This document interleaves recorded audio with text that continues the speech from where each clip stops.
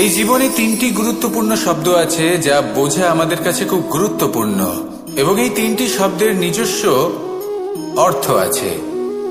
প্রথম হলো সঙ্গবদ্ধতা, অর্থাৎ একসাথে মিলে কাজ করতে হবে, একসাথে মিলে পরিশ্রম করতে হবে, সামনে এগোতে হবে। এরকম করতে পারলে আপনার শক্তি বৃদ্ধি পাবে, আপনার ক্ষমতা বৃদ্ধি পাবে, আপনি এগোতে পারবেন এবং অনেক দূরে যেতে পারবেন। দ্বিতীয় হলো আত্মবিশ্বাস। হেরে যাওয়া বস্তুও আবার জিতে নিতে পারবেন। যদি আপনার নিজের আত্মবিশ্বাস থাকে তাহলে আপনি কখনো পরাজিত হবেন না। এবং তৃতীয় হলো অহংকার। জয়লাভ করার পরেও কিন্তু এটা আপনাকে পরাজিত করতে পারে। সেই জন্য জীবনে সঙ্গবদ্ধ হন, আত্মবিশ্বাস রাখুন, কিন্তু কখনোই অহংকার করবেন না। এই অহংকার আপনার থেকে সব কিছু কেড়ে নিতে পারে। এই অহংকারের জন্যই মথুরাপতি কংস নিজের পতনের দিকে অগ্রসর হয়েছিলেন। এই অহংকারকে ত্যাগ করুন আর আমার সাথে ভালোবেসে বলুন, রাধা রাধা।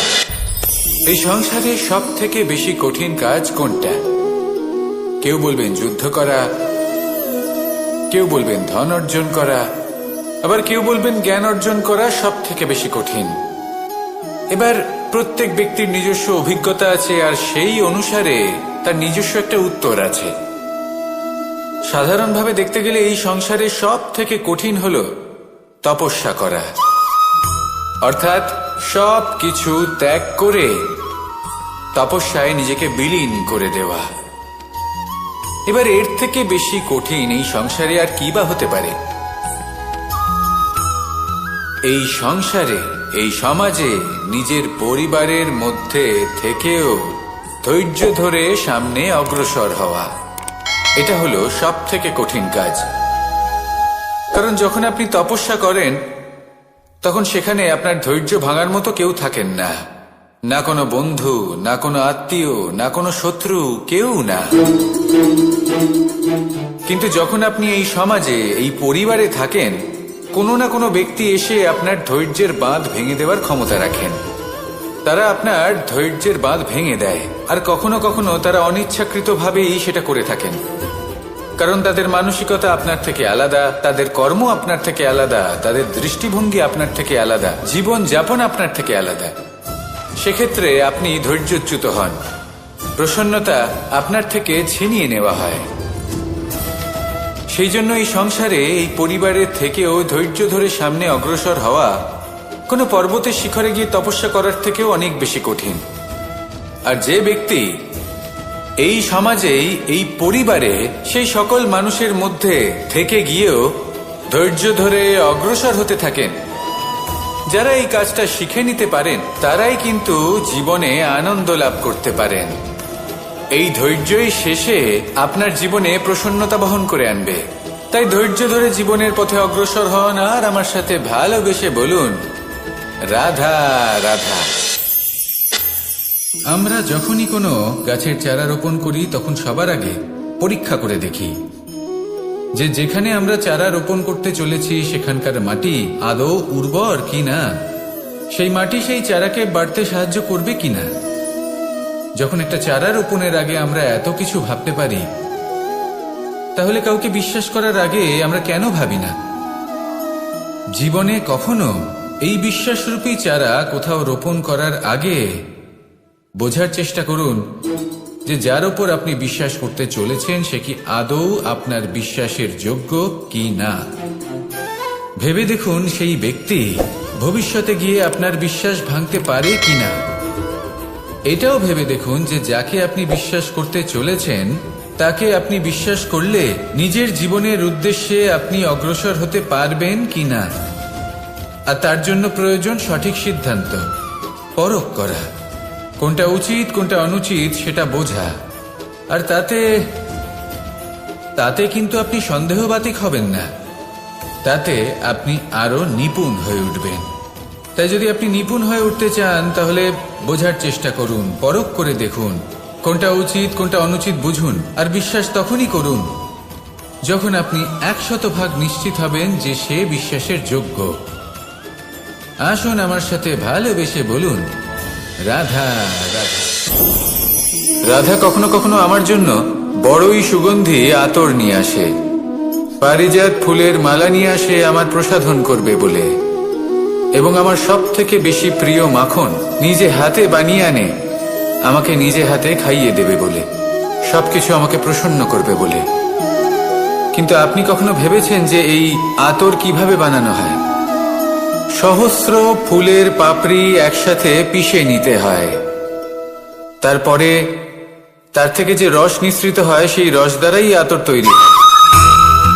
অনেক সংখ্যক ফুলকে অসীম যন্ত্রণা ভোগ করতে হয়, তবে তারা আমার প্রসাধন সামগ্রী হয়ে উঠতে পারে।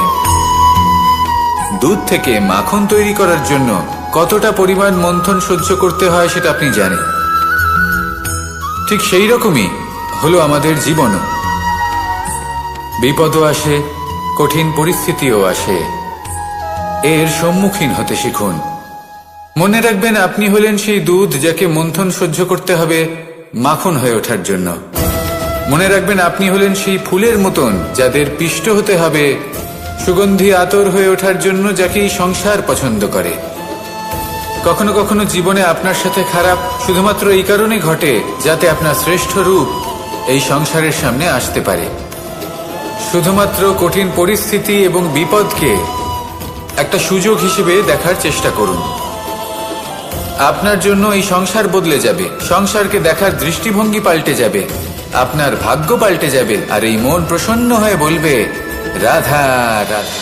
পাশা নামক এই খেলাটি আপনারা নিশ্চয়ই খেলেছেন, না খেলে থাকলে দেখেছেন, আর যদি দেখেও না থাকেন তাহলে নিশ্চিত রূপে শুনেছেন। মহাভারতের এই মহাযুদ্ধ কোথাও না কোথাও এই পাশা নামক খেলার কারণে হয়েছিল। পাশার এই বিচিত্র খেলা, দান, এইসবের কারণে কেউ নিজের মাথায় রাজ মুকুট পরিধান করেছিলেন, আবার সেখানে পরাজিত হওয়ার জন্য কাউকে বনবাস ভোগ করতে হয়েছিল। কিন্তু এই খেলা সমাপ্ত হওয়ার পরে সমস্ত ঘুঁটি আর এই পাশার ছক একই পুটলিতে স্থান পেল। এটাই হলো আমাদের জীবন। এই সংসারে আমরা জয় পরাজয়ের বিষয়ে এতটাই ভাবি, এত চিন্তা করি যে এই জীবনের খেলার আনন্দটাই উপভোগ করতে পারি না। আর অবশেষে কি হয়? কেউ জয়ী হন, কেউ পরাজিত হন, কিন্তু দুজনেই একই স্থানে পৌঁছে যান। প্রত্যেক ব্যক্তি মৃত্যুর পরে একটি নির্দিষ্ট স্থানেই পৌঁছতে বাধ্য, কিন্তু ততক্ষণ এই জীবন, এই খেলা, তার আনন্দ উপভোগ করুন। এই সংসারে সেই ব্যক্তি শ্রেষ্ঠ স্থানে পৌঁছতে পেরেছেন যিনি এই সংসারকে প্রকাশ প্রদান করেছেন, যিনি কখনো জয় পরাজয় এ বিষয়ে ভাবেননি, শুধু এই জীবনের খেলার আনন্দ উপভোগ করেছেন।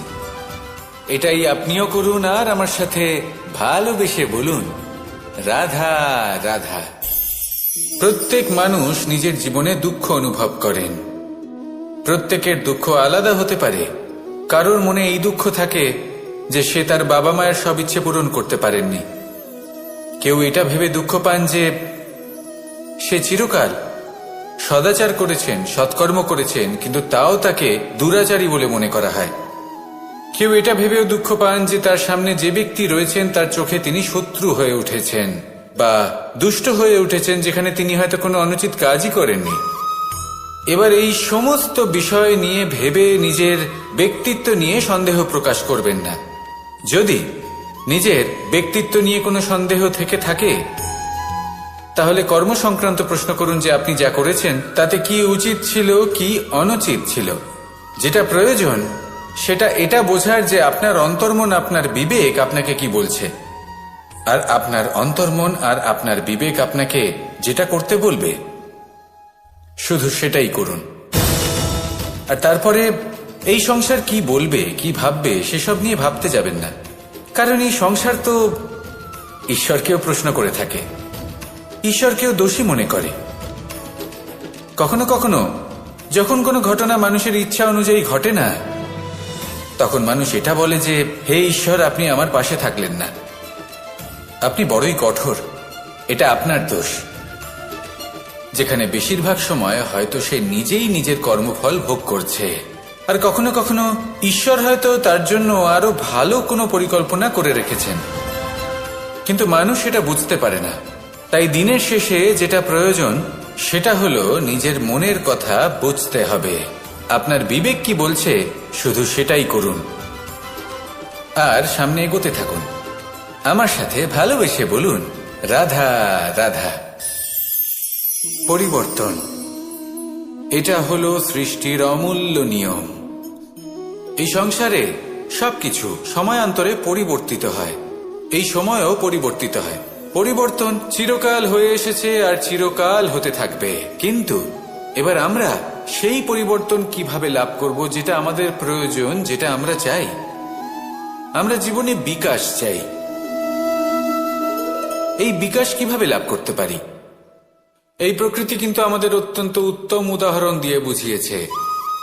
একটি বিন্দুর উদাহরণ দিয়েছে যা ভবিষ্যতে একটা বিশাল নদীর আকার ধারণ করে। এটা কিভাবে হয়? মেঘ থেকে একটি বিন্দু ঝরে পড়ে সেই পর্বতের ওপর যেখানে হিম আছে। সেই হিমের সংস্পর্শে আসা মাত্র সেই বিন্দুর সাথে আরো বেশ কিছু বিন্দু যুক্ত হয়, তারপর তারা অগ্রসর হয়, আরো কিছু বিন্দু যুক্ত হয়, আস্তে আস্তে একটা ক্ষীণ ধারার রূপ ধারণ করে এবং সেটাই ভবিষ্যতে আরো এগোতে থাকে। অনেকটা যাওয়ার পর যখন অনেক সংখ্যক বিন্দু একসাথে যুক্ত হয় তখন সেটা বিশাল নদীর আকার ধারণ করে। এবার আমরা মানুষ বলে আমাদের সাথে এই নিয়মের অন্যথা হয় তা নয়। আমরাও এই প্রকৃতির অংশ, আমাদের ক্ষেত্রেও একই নিয়ম প্রযোজ্য। যখন পরিশ্রম করে অনেক সংখ্যক বিন্দু আমরা একত্রিত করব তখনই পরিবর্তনের নদী প্রবাহিত হবে। প্রয়োজন হলো নিরন্তর পরিশ্রম করা এবং ধৈর্য ধরা। এটা করতে থাকুন, জীবনে সবকিছু লাভ করতে পারবেন, কারণ প্রকৃতি আমাদের এটাই শিখিয়েছে। আর আমরা এই ব্রহ্মরই একটি অংশ, যার দ্বারা এই ব্রহ্মাণ্ড নির্মিত। আসুন আমার সাথে ভালোবেসে বলুন, রাধা রাধা। কখনো এই প্রকৃতির দিকে তাকিয়ে থাকবেন। এই প্রকৃতি অনেক ধরনের শিক্ষা দেয়। কোন একটা গাছকে দেখুন কিভাবে সে মাটি থেকে জল শুষে নেয়। সে ঝড় হোক বা হোক কড়া রোদ সব সহ্য করে এবং অবশেষে সে ফল ধারণ করে। আর সেই ফল উৎপন্ন করার পরে সে ফল কিন্তু সে নিজে গ্রহণ করে না, এই সংসারকে প্রদান করে, যাতে পশু পাখি মানুষ তারা এই ফল গ্রহণ করে শক্তিশালী হয়ে উঠতে পারে, সুস্থ থাকতে পারে। সেভাবেই নদী, সরোবর এরা নিজেরাও কিন্তু নিজেদের জল গ্রহণ করে না, মাটিকে প্রদান করে, পশু পাখিকে প্রদান করে। সূর্য নিজেও নিজের জন্য প্রজ্বলিত হয় না, সে প্রকাশ ছড়িয়ে দিতে চায় আমাদের সবার কাছে, সে আলো পৌঁছে দিতে চায়। এই প্রত্যেকের কর্মে পরমার্থ নিহিত আছে, আর সেই জন্যই এদের সকলকে পুজো করা হয়। তাই মনে রাখবেন, আপনার কাছে জীবন যাপনের অতিরিক্ত যা কিছুই আছে তা পরমার্থের জন্য। তাহলে তার সদ্ব্যবহার করুন আর আমার সাথে ভালোবেসে বলুন, রাধা রাধা। আমরা প্রত্যেকেই অবশ্যই এমন সময় দেখেছি যখন অনেকগুলো সমস্যা একসাথে আমাদের জীবনে এসে পড়ে। সমস্যা আমাদের প্রত্যেকের জীবনেই থাকে। আমরা তার সমাধান খুঁজতে চেষ্টা করি, কখনো সমাধান খুঁজে পাই, আবার কখনো যতই চেষ্টা করি না কেন কোনো সমাধান খুঁজেই পাই না। আর যখন এটা হয় তখন মানুষ অত্যন্ত বিচলিত হয়ে পড়েন। নিজের আত্মীয় স্বজন, নিজের বন্ধু বা সংসার এদের ওপরে এই দোষ চাপিয়ে দেন যে এদের জন্যই এই সমস্যা এসেছে। এবার যদি আমি আপনাকে কোনো পরামর্শ দিই তাহলে এটাই বলবো যে দৃষ্টিভঙ্গি পাল্টে দেখুন। এই দৃষ্টিভঙ্গি দিয়ে দেখুন যে এই সংসারে যে সমস্যায় আসুক না কেন তার জন্য কেউ দোষী নয়, না আপনি না অন্য কেউ। এই পুরো খেলাটাই আপনার মানসিকতা, আপনার দৃষ্টিভঙ্গি, আপনার মনের। কিভাবে বোঝাচ্ছি? যখন আমাদের মন শক্ত থাকে তখন কঠিন থেকে কঠিনতর পরিস্থিতিও আমাদের জীবনে খুব বেশি হলে প্রতিস্পর্ধা হয়ে থেকে যায়। সেখানে যদি আমাদের মন দুর্বল থাকে, তখন অল্প কঠিন পরিস্থিতিও আমাদের কাছে খুব বড় সমস্যা হয়ে যায়, তাই না? একটা শক্ত মন কঠিন পরিস্থিতিকে প্রতিস্পর্ধা হিসেবে দেখে আর তার মধ্যে ওটা সুযোগ খুঁজে নেয়। আমাদের শুধু এটাই করতে হবে। এই সংসারে অন্য কাউকে দোষী মনে করলে আপনার সমস্যা দূর হয়ে যাবে না। সেই জন্য এই সংসারকে দোষ দেওয়ার বদলে এই সমস্যার মূলে চলে যান, সেটাকে বুঝুন, নিজের এই মনকে শক্ত করে তুলুন। যদি আপনার মন শক্তিশালী হয়, তাহলে এই সংসারে অনেক বড় বড় কঠিন থেকে কঠিনতর পরিস্থিতিও যদি আসে, আপনার জীবনে যতই বড় বড় সমস্যা আসুক না কেন, আপনার লক্ষ্য লাভে বাধা দিতে পারবে না। আসুন আমার সাথে ভালোবেসে বলুন, রাধা রাধা। আমরা সবাই পাথর দেখেছি, পর্বতও দেখেছি, শুকনো পাতাও দেখেছি, শ্যামল বনানীও দেখেছি। কখনো ভেবেছেন পাথরের অস্তিত্ব কিন্তু ততক্ষণ পর্যন্ত যতক্ষণ সে পর্বতের গায়ে আটকে থাকে। যখন সেই পর্বত থেকে সেই পাথর ভিন্ন হয়ে যায় ও নিজের অস্তিত্ব হারিয়ে ফেলে। আস্তে আস্তে কখনো পাথর কেটে বা কখনো পিষ্ট হয়ে সেই পাথর আস্তে আস্তে মাটিতে পরিণত হয় এবং পূর্ণরূপে নিজের অস্তিত্ব হারিয়ে ফেলে। এটাই পাতার সাথেও হয়। এই পাতা যতক্ষণ গাছের ডালের সাথে যুক্ত ততক্ষণ তার অস্তিত্ব থাকে। যখনই ডাল থেকে বিচ্ছিন্ন হয়, সেও নিজের অস্তিত্ব হারিয়ে ফেলে। আর এটাই আমাদের সাথেও হয়। যতক্ষণ আমরা নিজেদের আপনজনের সাথে যুক্ত থাকি, আমাদের অস্তিত্ব বজায় থাকে। যখন আপনজনদের সাথে সম্পর্ক ছিন্ন করি, তখন আমরাও আমাদের অস্তিত্ব হারিয়ে ফেলি। এবার এই সংসারের প্রত্যেক ব্যক্তি স্বতন্ত্র থাকতে চান, আর অনেক ব্যক্তি স্বতন্ত্র থাকবেন বলে আপনজনদের দূরে করে দেন আর তাদের সাথে এই সম্পর্ক ছিন্ন করেন। এটা কি সত্যি প্রয়োজন? আপনজনদের সাথে সম্পর্ক ছিন্ন করে নিজের অস্তিত্ব হারিয়ে ফেলা প্রয়োজনীয়, নাকি আপনজনদের সাথে সম্পর্ক বজায় রেখে নিজেদের স্বতন্ত্র করে রাখা সেটা আবশ্যক? নির্বাচন আপনারই। আসুন আমার সাথে ভালোবেসে বলুন, রাধা রাধা। আপনি কি কখনো নৌকা যাত্রা করেছেন? করে না থাকলেও নিশ্চয়ই দেখেছেন যে এই জল যা নিজের অন্তরে সব কিছু সমাহিত করে নিতে পারে, এই নৌকা সেই জলের ওপরেই ভেসে থাকে। নদীর স্রোত কাটিয়ে সে সামনে অগ্রসর হয়। কিন্তু যদি এই নৌকায় কোনো ছিদ্র হয়, তাহলে কিন্তু সেই নৌকা ডুবে যাবে। আর এতে কোনো তফাৎ হবে না যে সেই ছিদ্র ছোট নাকি বড়, নৌকা ডুবে যাবে। এই ছিদ্র হলো আমাদের জীবনে আমাদের অপগুণ, আমাদের দোষ, আমাদের বিকার। কখনো এটা ভাববেন না যে এই দোষ খুবই ছোট, এতে কিছুই যাবে আসবে না। না, সেই ছোট দোষ, সেই ছোট বিকার যদি সেটাকে শুধরে না নেন, তাহলে সেটা আপনাকে আপনার পতনের দিকে নিয়ে যাবে। শেষ পর্যন্ত এটা আপনার উপর নির্ভরশীল যে আপনি কি চান। আপনার জীবনের এই নৌকা এভাবেই ডুবে যেতে দেখবেন, নাকি নিজেকে শুধরে নিয়ে সেই নৌকার সেই ছিদ্রটাকে ভরিয়ে তুলতে চাইবেন? নির্বাচন আপনার। আসুন আমার সাথে ভালোবেসে বলুন, রাধা রাধা। জল, জলই পৃথিবীতে বেঁচে থাকার জন্য আবশ্যক তো বটেই, কিন্তু এই জল আমাদের একটা অত্যন্ত গুরুত্বপূর্ণ শিক্ষা প্রদান করে। কখনো এই জলকে দেখেছেন?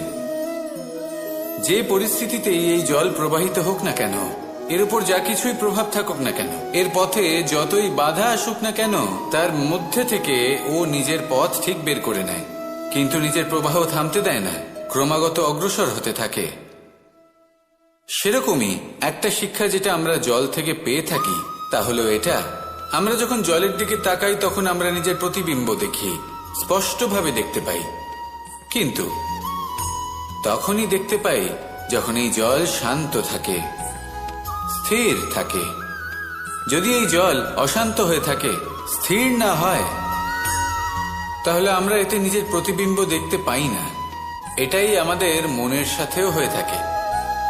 যখনই জীবনে কোনো সংকট আসে, যদি আমরা শান্ত মনে, স্থির মনে সিদ্ধান্ত নিই, তাহলে সেটা এমন একটা শীতল সিদ্ধান্ত হবে যেটা আমাদের ভবিষ্যৎকে একটা শ্রেষ্ঠ স্থানে নিয়ে যাবে।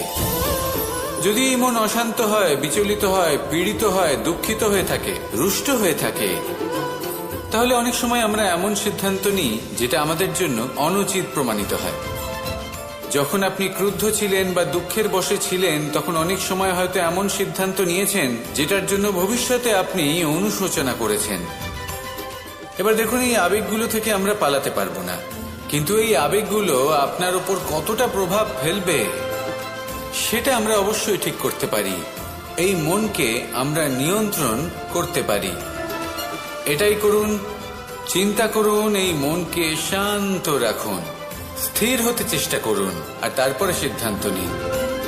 আসুন আমার সাথে ভালোবেসে বলুন, রাধা রাধা।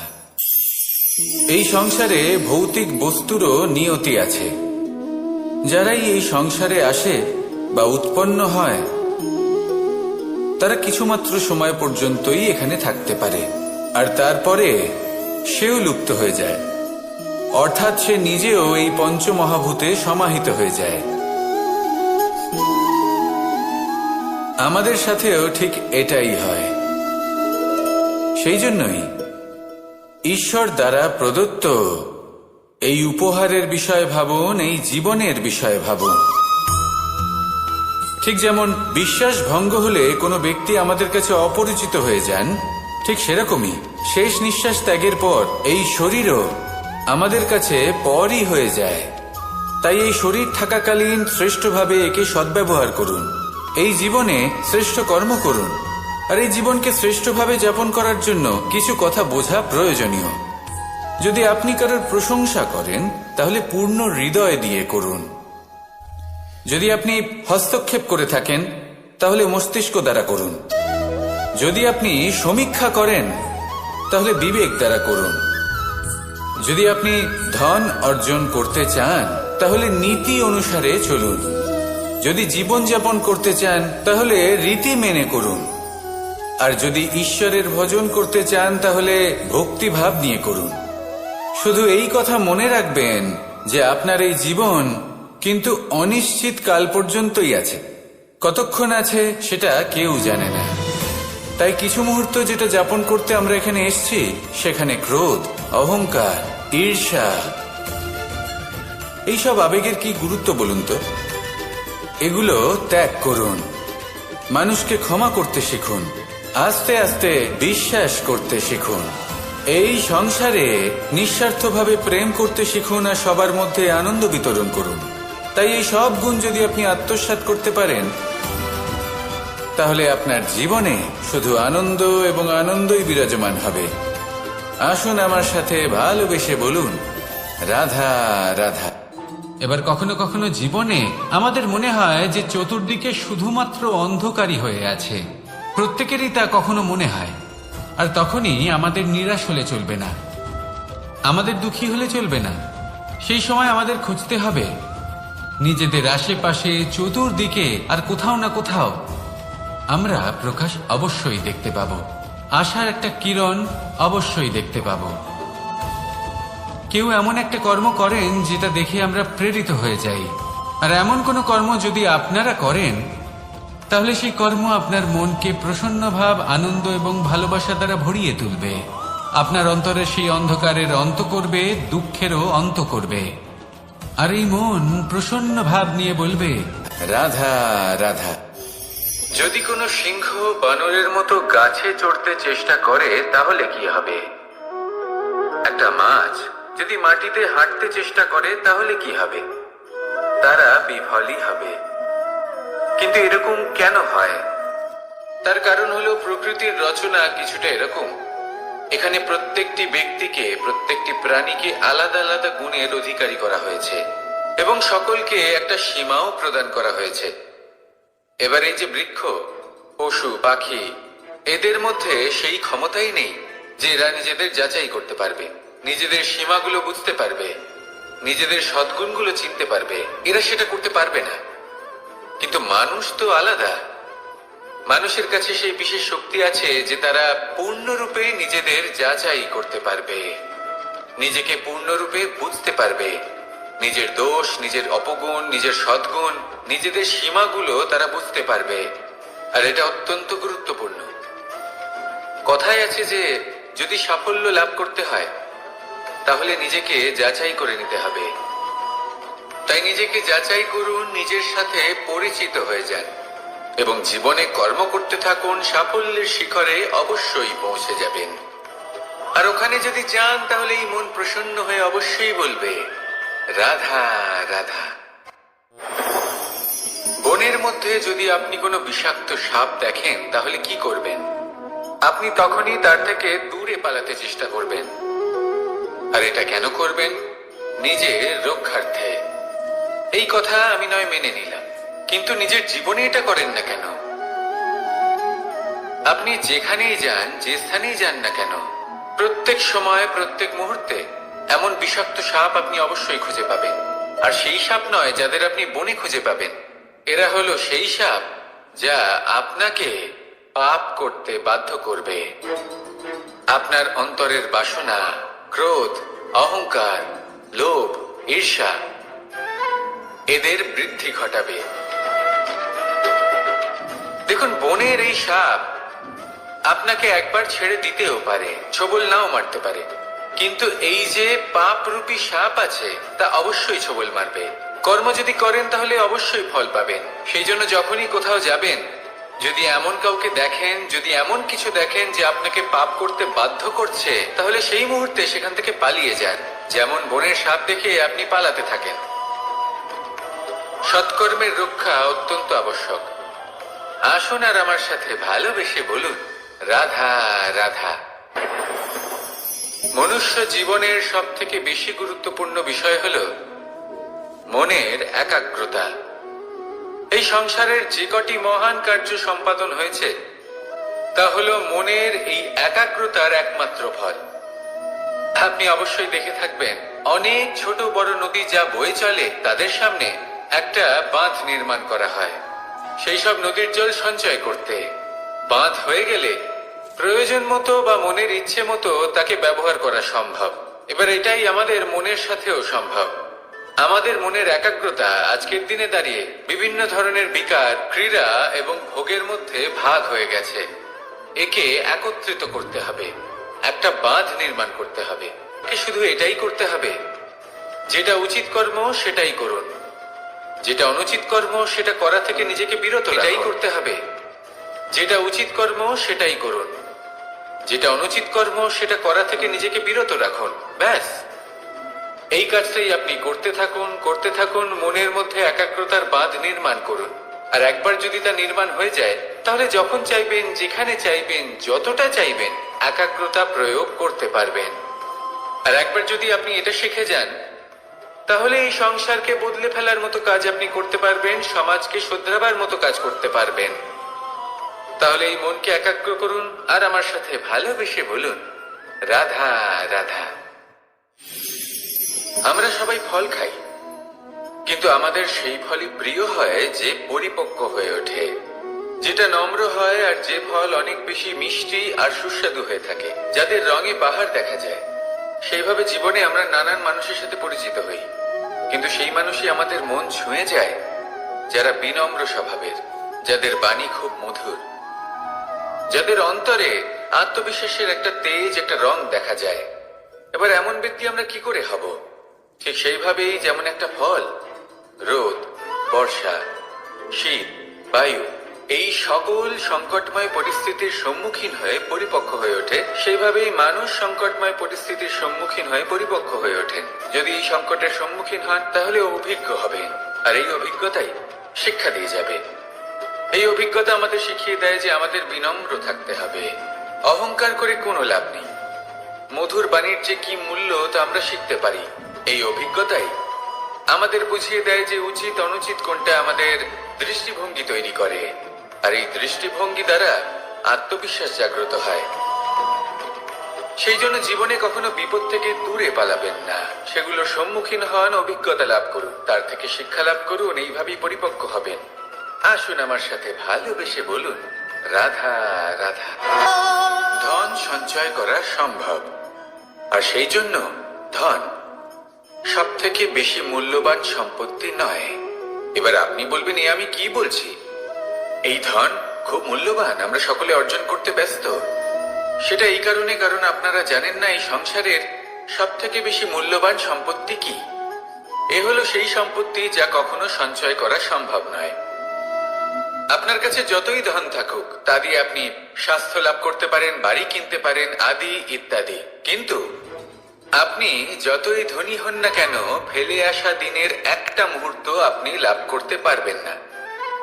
এই একটা মুহূর্ত, এই সময়, এটাই হলো সংসারের সব থেকে মূল্যবান সম্পত্তি।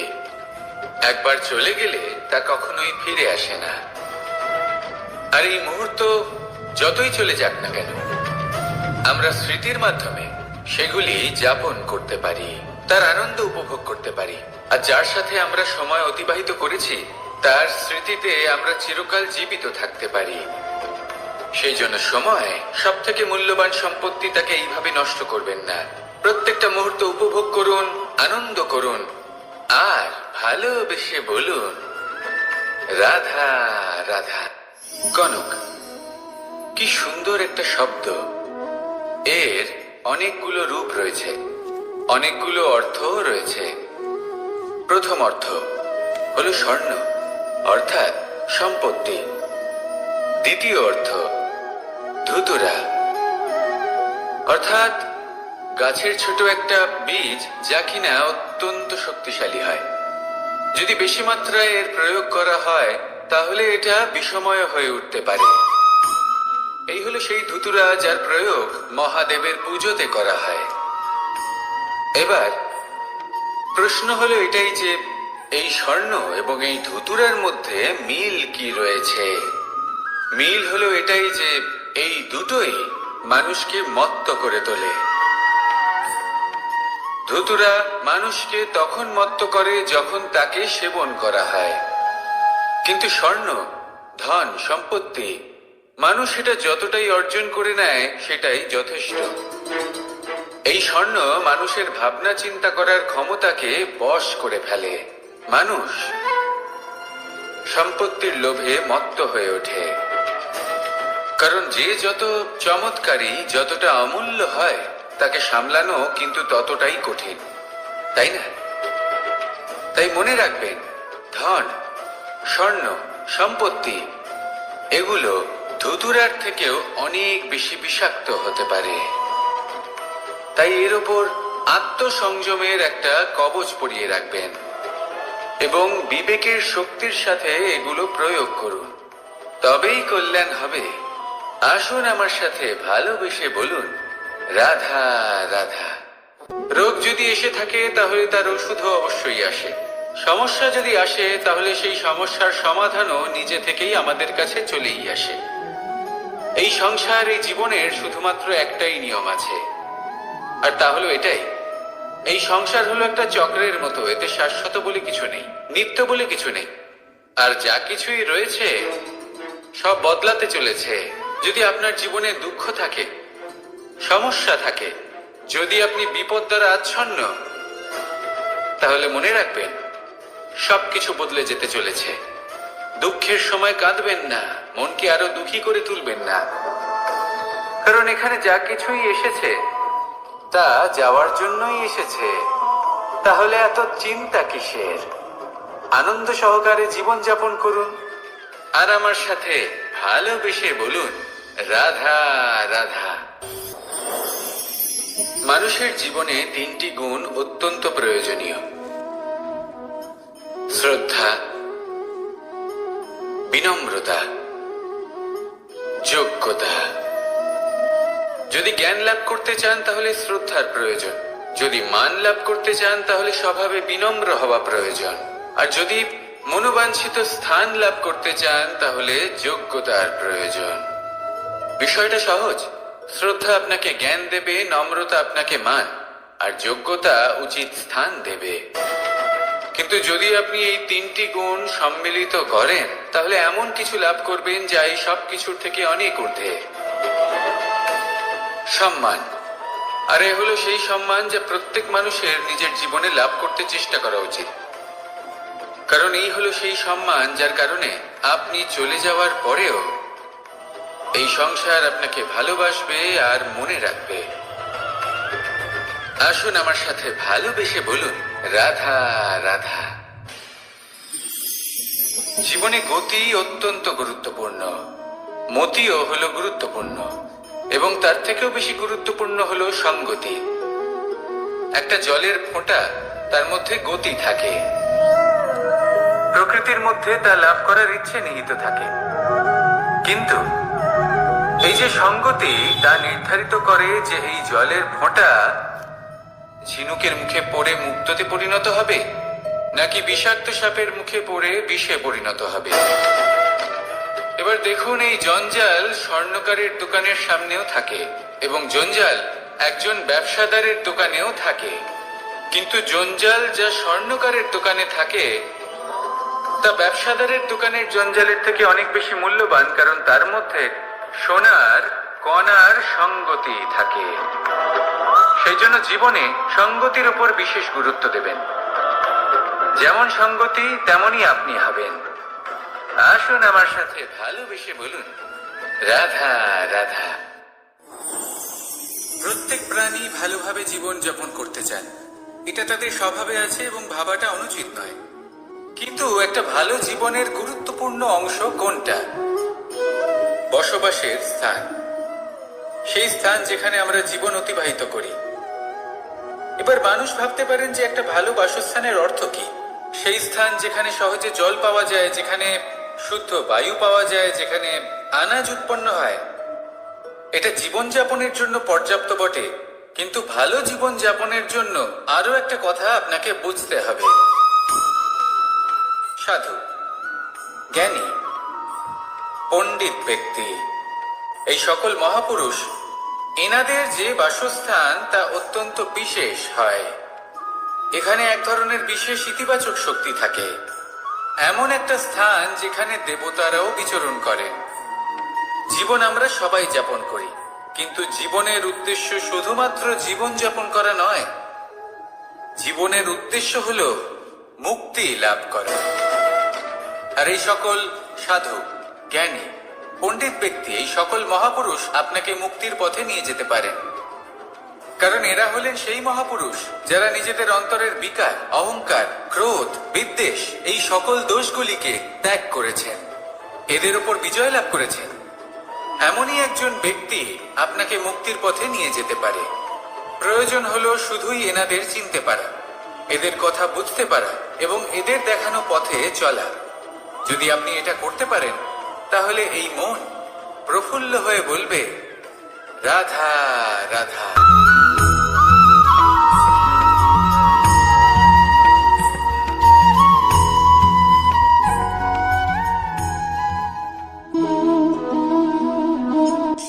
এই শুকনো পাতাটিকে দেখুন, নিষ্প্রাণ হয়ে পড়েছে। একটা গাছের ডালে ছিল, সেই গাছ ওর লালন পালন করত। যখন যখন বাতাস বইত, এই পাতায় কম্পন দেখা দিত, মনকে প্রফুল্ল করে তুলত। কোনো একদিন এই পাতা গাছের ডাল থেকে ঝরে পড়ে গেল। নিঃসন্দেহে ও নিজের স্বাধীনতা পেল, কিন্তু আস্তে আস্তে শুকিয়ে গেল, নিষ্প্রাণ হয়ে গেল। দেখুন, আমি এই কথা বলছি না যে স্বাধীনতা অনুচিত, কখনোই না। কিন্তু যে কোনো পরিস্থিতিতে স্বাধীন হতে চাওয়া এটা নিশ্চিত রূপে অনুচিত।